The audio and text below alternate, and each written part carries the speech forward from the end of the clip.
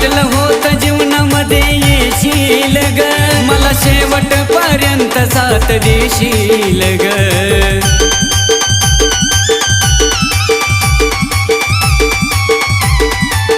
पिल्लू ग, वाटलं होतं जीवनामध्ये येशील ग, मला शेवटपर्यंत साथ देशील ग. आता रडण्याशिवाय काही उरलंच नाही, आता रडण्याशिवाय काही उरलंच नाही. भेटली प्रेमाची भारी सजा हो, भेटली प्रेमाची भारी सजा.